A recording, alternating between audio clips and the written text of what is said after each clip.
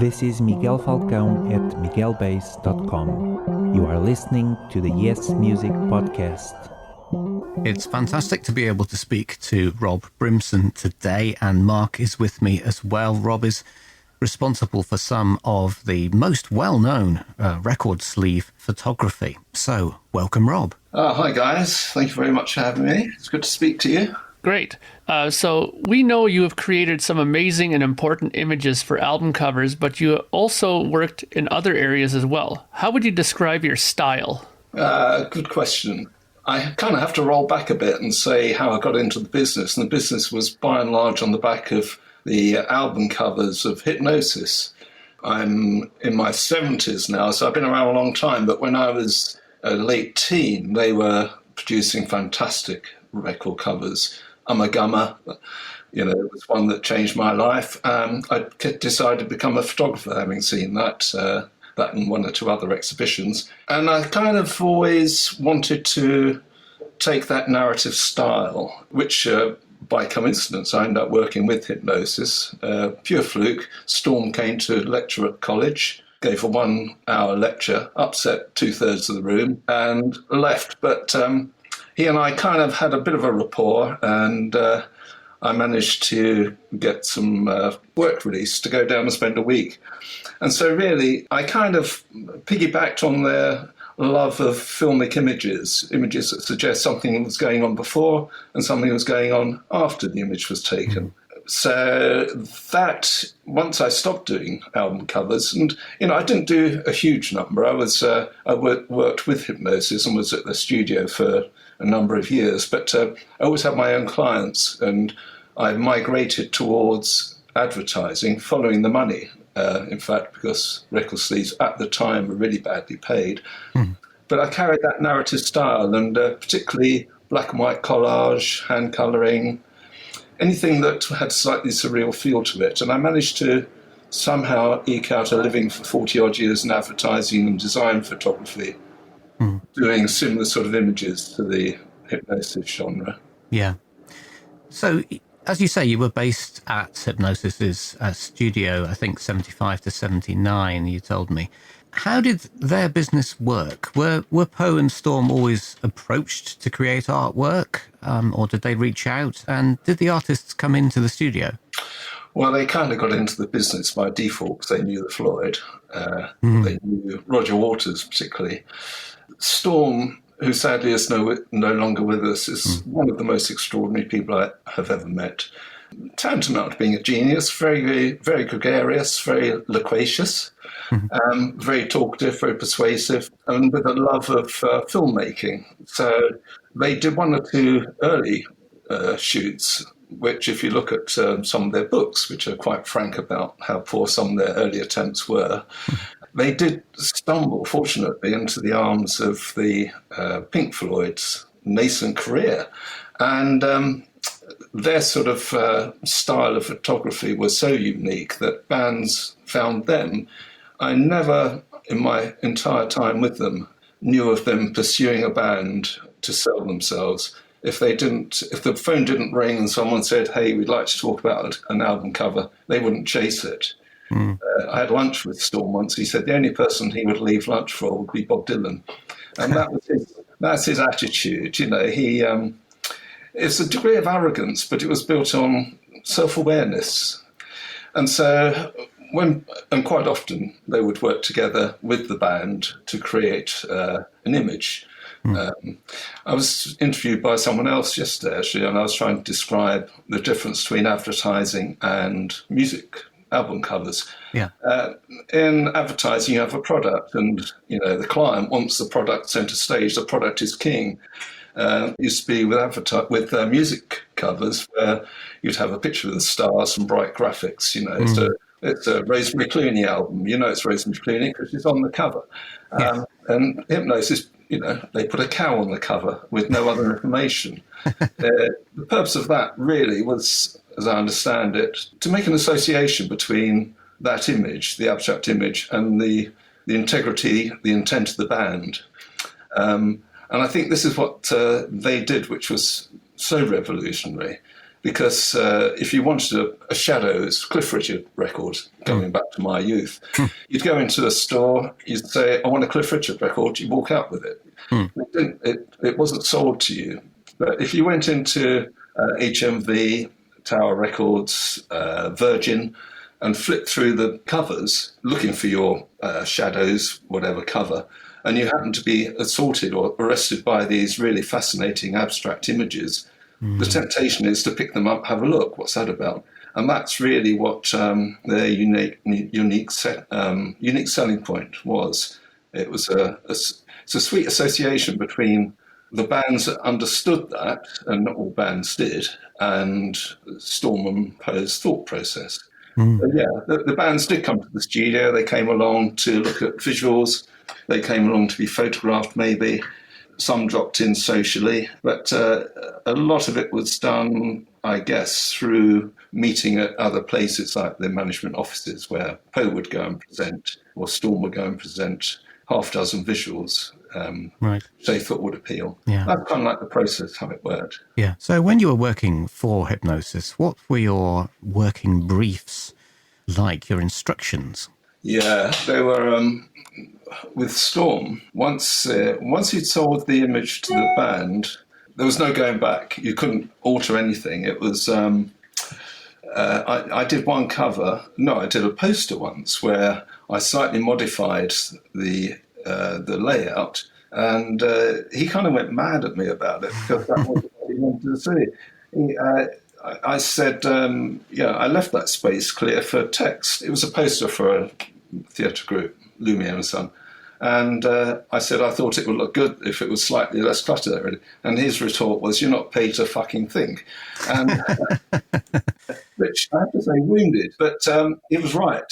That's what he wanted. But the irony of it was, of course, if you worked with Hipgnosis, you were paid to think. We were. They were very demanding shoots. They were very high standards, trying to do what appears to be the impossible. Let's get on to Tormato then. How did that all come about? So I was in the studio and I got shown a sketch, a visual, which had a drawing, probably by Colin Elgie maybe, of a man standing on a tour with divining sticks, looking like an amateur paleontologist or, someone involved in some mystic activity.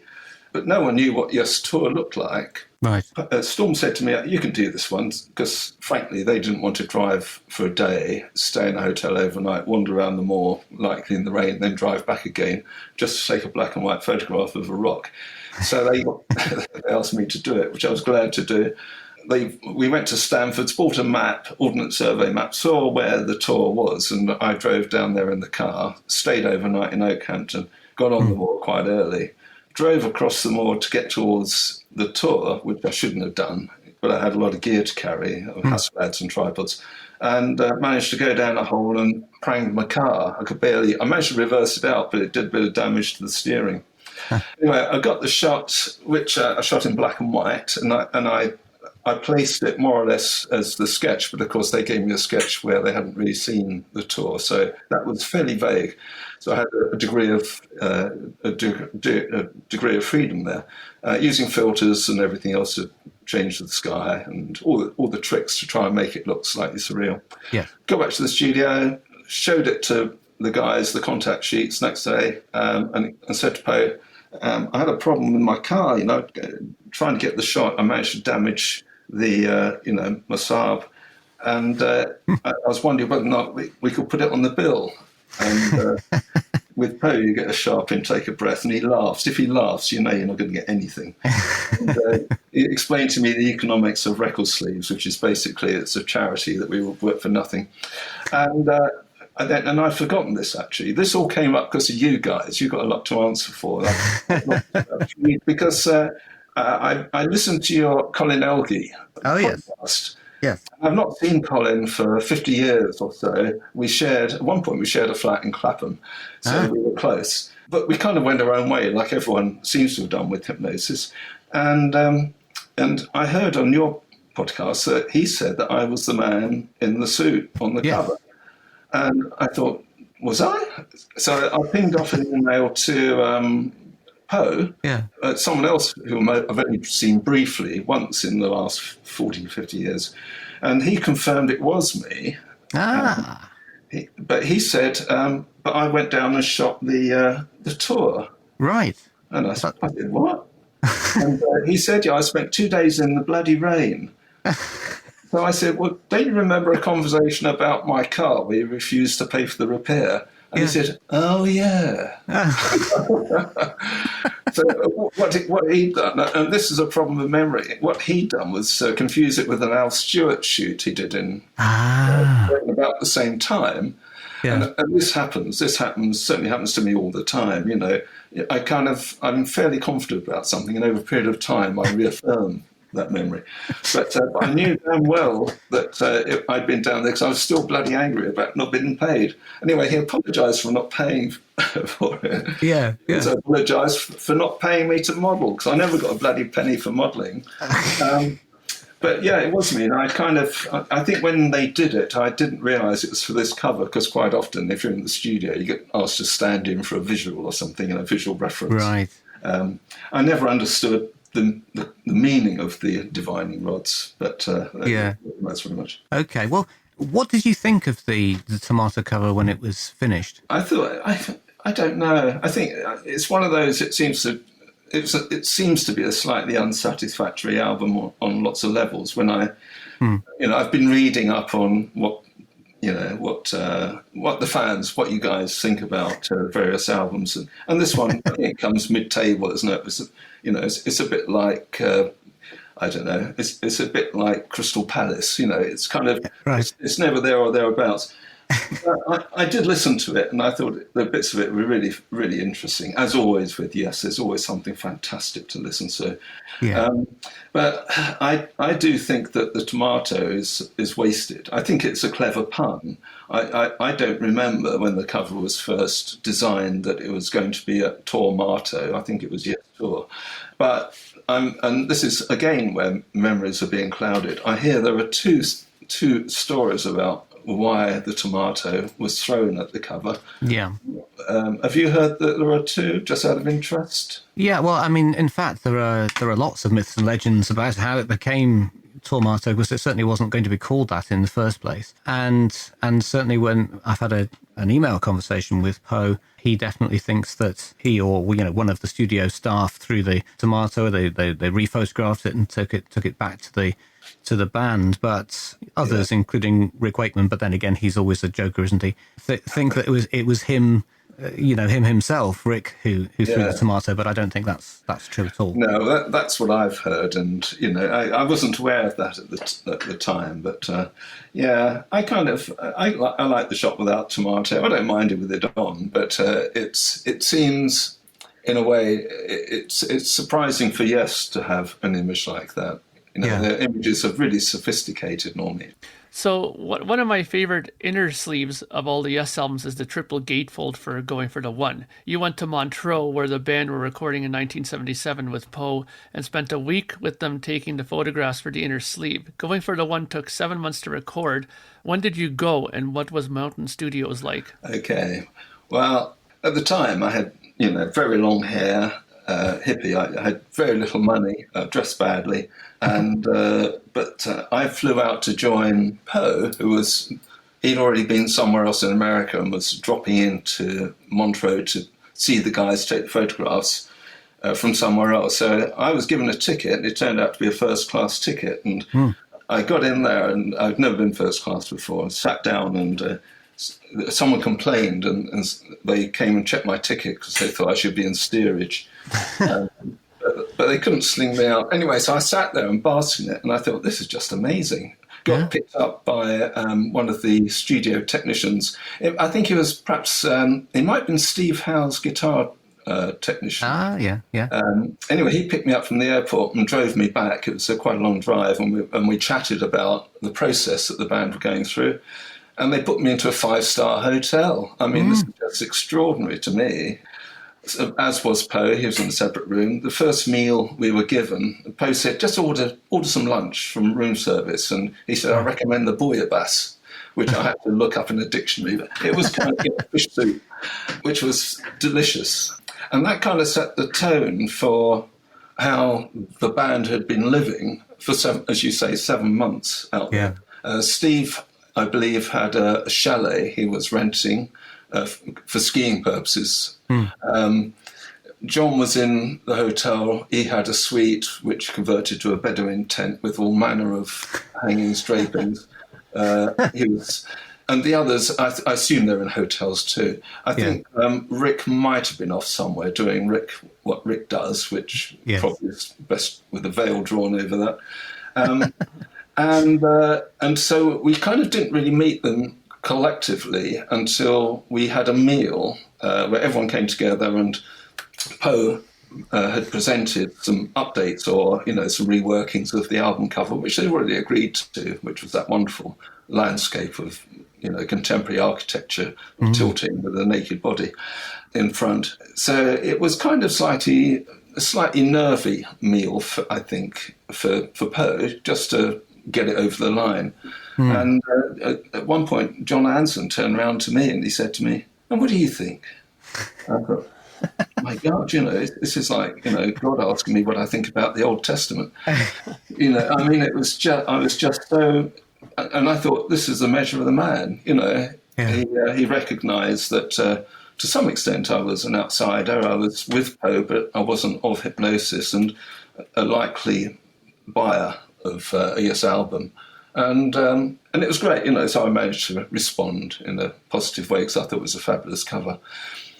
And then during the meal, there was this really funny moment, which I'll just tell you about. You can keep it in or not. Being a long table, there was the band were there, Poe and myself, technicians were there. Brian Lane was with his wife, and Brian Lane was sitting on the long side of a table. Rick Wakeman was sitting at the head of the table at the other end, so he was looking down along the table. And so Brian was in profile. And it happened that we were being served some spaghetti, and Rick suddenly said, "Hey, look at that." And we all looked around at Brian, and Brian was leaning over his plate, and Brian's got a profile like mine. I've got a very pointed nose.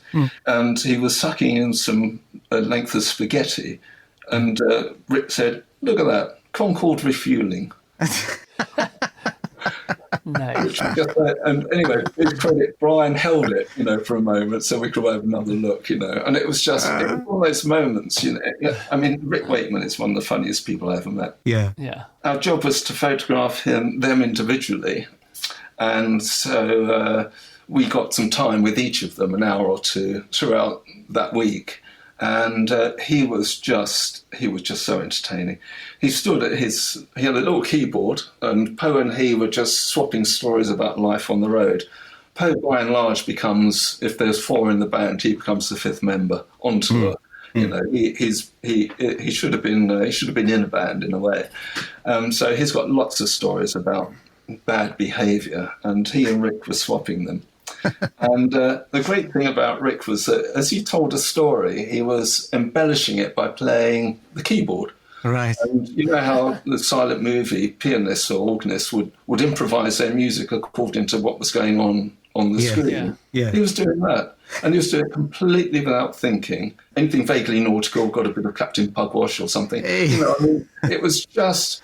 And it was hysterical. I could have watched it for hours, really. Yeah. So he was lovely. But there was clearly issues with the band. Right. We found out by talking to the guys in Montreux who were trying to get the final mix, get it all nailed down. But they got to the point where I think they'd pretty well all done to the tracks everything that needed to be done. But they couldn't let it alone, and I think there's a good reason for that. I think at that particular year, I think they were very concerned about the way music was going.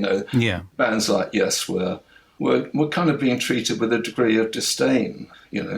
Punk was almost up and gone, but there was a whole new energy out there, and I think they were very concerned and probably overworking everything, trying to make it the perfect product.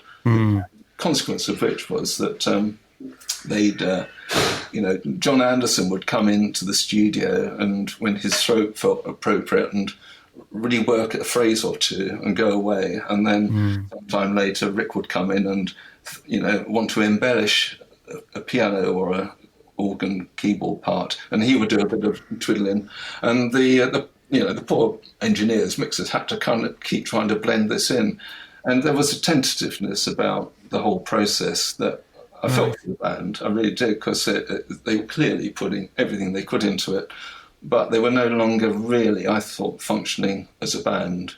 10 years ago, they'd have gone in there and they'd have known what they were going to do. They'd have knocked it out. They'd driven everyone mad, but it would have been a finished product. But they didn't seem able to let it go. Yeah, so presumably that's why it took so ridiculously long, 7 months to get this thing together. Yeah, it's insane, isn't it? And when you see the amount of money that was spent, on living costs out there, they were a successful band. I mean, they could probably afford it, but it was. I was surprised. I'd seen nothing like it with other bands, although I'd had little experience of being quite so close to bands who were in that situation. Yeah. But, yeah. So the portraits in the photo of the lake, they're really nice. It's one of the things I really enjoyed about that album. Were the band members easy to work with? And did you have to actually wait for a certain time of day to take those shots? Were those kind of things thought out ahead of time? Yeah, I think it was... the photographs were really almost, I won't say they were grab shots because they weren't, but they were, until we got there, Poe didn't really know what he was going to find. So, we kind of, my job there was to, work with Poe. Poe was art directing and deciding where things would be, and I was dealing with the technical side of getting the pictures right, that sort of thing. That's kind of how we worked, we were a very good team in that sense.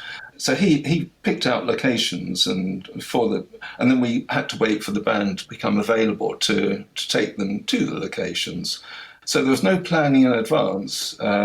We also had to travel fairly light, actually. If we'd been shooting in London, we'd have probably taken a lot more lighting gear, and it might have been more constructed, but I think it's better for being naturalistic. And I think Poe took the picture of the lake. I don't know if that was ever designed to be the interior. Yeah, I think when you look at it, it's a flip coin to the other side, which is the congested cityscape. So it kind of hints at something without being too explicit, perhaps. Just on a side note, you weren't the model for the front cover of that album as well, were you? I wish I was. My wife wished I was. Only joking. I'm the skinny one on the front cover. I'm as skinny now as I was then to some extent. But no. But before we finish, we must ask you about one of the other covers that you were involved with, which it has a bit of a story, I understand, and that's the Pink Floyd Animals cover with Battersea Power Station and the inflatable pig. Okay, it's difficult to make it short, but I think we'll take the idea as read. It was concocted with Storm and the band and Poe. 12 photographers were engaged to take the shoot. My friend Howard was on a council block with a 5x4-inch view camera, a big transparency camera. I was put in a helicopter, so I spent the time flying over Battersea, which was absolutely amazing. The pilot was a chap called Wolf, and he'd been doing a lot of James Bond filming, so he was top shit, Yeah. And the story is, it's fairly well known, but the day of the shoot, we were all standing around at our various points as the pig was inflated. It came over from, I believe, Germany, where it had been built, was being inflated, tethered to a very heavy truck, so it wouldn't take off once it was fully inflated. It was big. It would more than fill a family house. And as it started to inflate, it inched its way up the chimney, and at some point the hawser broke. There was either a fault in the hawser or the anchor point, and it rocketed off remarkably quickly into the sky. Now there were two things about this. One, there was no permission to fly this thing without a marksman being present to put a bullet through it to bring it down. Right. And secondly, there was no marksman. The decision to go ahead without the marksman is kind of debated. No one's prepared to take the responsibility for that, and I don't know whose it was. Anyway, the upshot of it was this thing just disappeared like a rocket and up into the stratosphere, at which point I jumped into a van to get to the heliport, which was about 10 minutes away on the road. We were expecting to be up there for ages, so there was no urgency for me to get up there and spend time in the helicopter. And the driver flew down Battersea High Street, or wherever it was, wrong side of the road, jumping traffic lights. It was completely reckless. It's harum-scarum. No one worried about speed limit. Dumped me at the helicopter pad. The pilot had been notified that this was rush, rush, rush. So I jumped in with just a couple of cameras, and we took off to try and find it. But of course, they tried to work out from the prevailing wind which direction it would have gone, which was towards Kent. But of course, time we got up there, it was just gone. And that was a story that was picked up by the press, and of course, the press was damning about it, particularly the Evening Standard. Endangering jets. I mean, which it clearly was. I mean, if it had wrapped around the wing of an incoming jet or a low-flying jet, it would have brought it down. It was true. Everyone was really mortified. But fortune was with them. The pig had a valve in its tail, and I think the idea was, as it went up, the air expanded because the pressure got less, right? Or the gas inside expanded because the pressure on the envelope got less. So it pushed the gas out of the tail until it reached a critical point where the cool air allowed it to start to drop. So it dropped gently and landed, as we found out, much to everyone's amusement, in a farm in Kent. The farmer finding that it was just hovering above a hedge or behind a hedge in his field. I mean, you couldn't really write a better script than this is. So he phoned up the press because he'd read about it or heard it on the news. Yeah. So the Floyd sent down a lorry, picked it up, took it back, and next day we did the whole thing again. This time I was up in the helicopter well in advance and did lots of shots. I mean, I've got some amazing stuff. I mean, some of it with London in the background. The first day, if we shot it the first day, it was clear blue sky. Right. But the second day, it was kind of like muddy and misty, and it was just kind of different, much more moody. So the shots from the helicopter, I think, were really, really interesting. Some of which made it onto the inside spread of the cover. Others we use for all sorts of other purposes. They pop up every now and then. I see them and I recognise them. But my friend Howard had taken a shot directed by Poe. I mean, Poe picked the position and everything. Howard wasn't walking around and found it. Poe told him what he wanted. And got this lovely photograph of, on the first day, with a beautiful sunset, just no sun, which is the cover shot. But then he had to shoot it again the next day with the pig in, because he didn't have the pig clearly. And then the pig was then comped onto his transparency using dye transfer techniques. Right. So that's how it was put together, which begs the question, hanging, Chad, was it necessary to photograph the pig? Or could it have just been stripped in? Because ultimately that's what happened.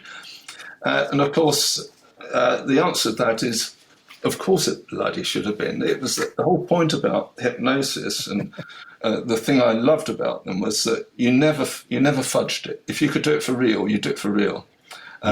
So they did the most complicated setups. There was at some point, if you wanted to put one thing into another, you would do it, but you wouldn't just take the easy route. You want to photograph a pig flying over a power station to make a comment about power, corporate power, whatever it is. You can debate what the image is about, but you shoot it for real. Yeah, absolutely. So last question here for you. I think it's probably an important one for you. So do you think that the changing ways in which music was consumed in the 1980s, mainly CDs, destroyed the kind of work Hypnosis was doing? Well, that's a really interesting question. Because the images, I mean, I carried on shooting through the 80s for Virgin Records. I mean, I had some really good art directors that gave me work. But the images were reduced from a 12 by 12 to a cassette, wraparound cassette, maybe a CD. So they were diminished. I think by diminishing them, you needed probably less information. So I did, a lot of the pictures I did then were similarly scaled down, but I still think they were good pictures. Good concepts.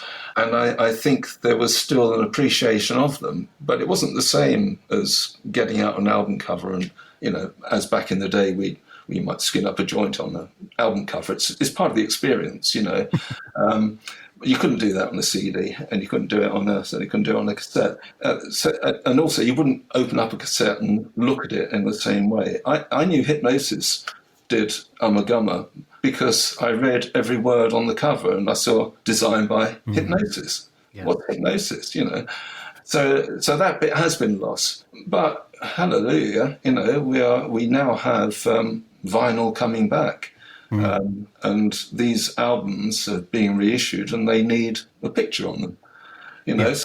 So maybe there's a rolling back a little of it, but yeah, you're right. It did diminish the market, I think, quite a bit. I don't know if it affected the value in terms of the cost, the production of it.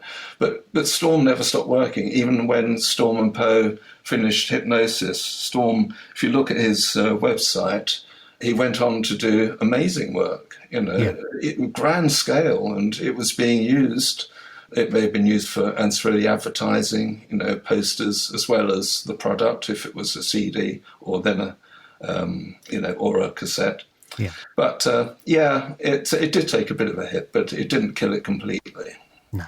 Okay. Well, thank you very much indeed for coming to talk to us today. It's been fantastic to hear your stories about some of your adventures, particularly with Yes.